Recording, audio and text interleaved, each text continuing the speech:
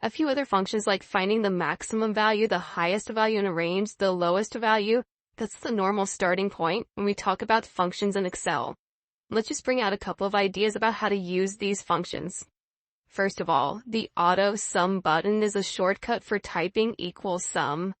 You'll find it on the Home tab in the Editing group, and you'll also find it on the Formulas tab in the Function Library. You'll see it right here as well. And by the way, you can also use Alt equal to activate that as well. Alt equal is the same as typing or using the sum button. And many times you'll learn quickly too that you can add up data in a column, and instead of adding them individually, it saves us a good deal of time. So a simple example here might be to click auto sum, and as is often the case, auto sum looks for data both above and to the left of the cell and tabulates the information. And we might want to put totals out here in column Q. That might be a better place, although it certainly wasn't wrong to put them here. Same idea here. And also notice to the right, I've already put in the words average, high, and low. And so a typical usage here might be use auto sum, the auto sum button here, click it. Excel makes a good guess. Might hit Control Enter here. Then what? Possibly copy it down the column, and double clicking will get us there a bit faster. And we might want to do the same thing with average now. Average doesn't always occur to everybody when they're relatively new with Excel, and so what some people would do, and it certainly wouldn't be wrong, is to write a formula. Equal this total divided by, in this case, how many states do we have out there? 7 to get an answer. And we'll come up with this answer, and then we could double click to copy that down. So average is certainly used frequently as well.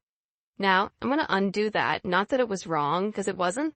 But you might have overlooked the idea that you can use from the auto sum button because it has a little drop arrow, or in this case here, it has other functions we can get to as well. So we can do average this way. Now, notice here though, the average is a bad guess. We don't want to average the total as well, but we might want to take this highlighting and slide it leftward so that the average truly does do this. And so we'll get the correct answer. Now, interestingly enough, if you have the Home tab active, auto sum there has a drop arrow to the right, and you can get to it there and use average. Again, average making that same mistake, so to speak, of not choosing the data that we want. A little tricky there to get just that. And there too, we'd copy this down the column. Now high I put here purposely not to say max, but that's the function we use there too, and we can get to it the same way. We want to know the highest value of all these cells. And so when we click here, max is right there too, and same general idea. The layout style of these tends to be the same. Usually it's the same cluster, and here too. If we don't really want to include those two, we wouldn't. We want to know the highest value in that range, the same general idea. And of course here you would know that's MIN, meaning minimum. Same general idea here, and here too we'd only want to include those cells. And a quick copy here by double-clicking, or here, and here, double-clicking, and then a quick readjustment, we've got those as well. Now, I'm not necessarily suggesting that everybody's most frequently used function list always includes max and min, but they're easy to get to and they're handy, and it does remind us that many times when we're dealing with data, whether it's a small set or a large amount of data, we frequently need to not only tabulate totals, but also to get averages, to get the highest and to get the lowest. Let's also note something here too, when we're using auto sum, that sometimes you might have data in a column like this. I'm just putting in the numbers somewhat arbitrarily here. And you might have numbers to the left of a certain cell. Anytime you click the auto sum button, Excel looks first upward for data. Like here, if it didn't see data looking upward, it would look leftward. Now in this case, suppose you really don't want to add those cells above, you want to add the ones to the left, well then you would intervene and go highlight these.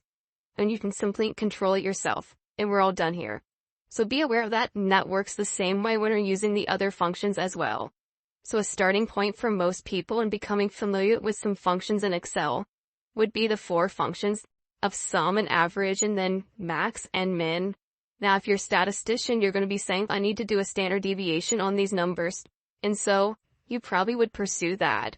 And it would be a good guess that it begins with the letter S, but I would advise, well, you'll decide. If you type equal and hit the letter S, what's likely to be next? The letter T. And then you might be a little bit surprised that there are quite a few variations here.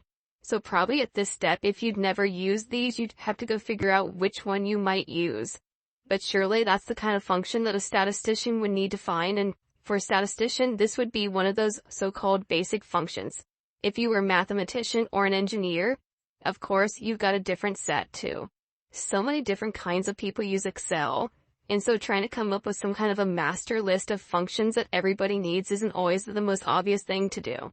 But at least we have ways in Excel of finding those functions, and the examples we've just seen are using some of the more familiar ones that almost everybody will use.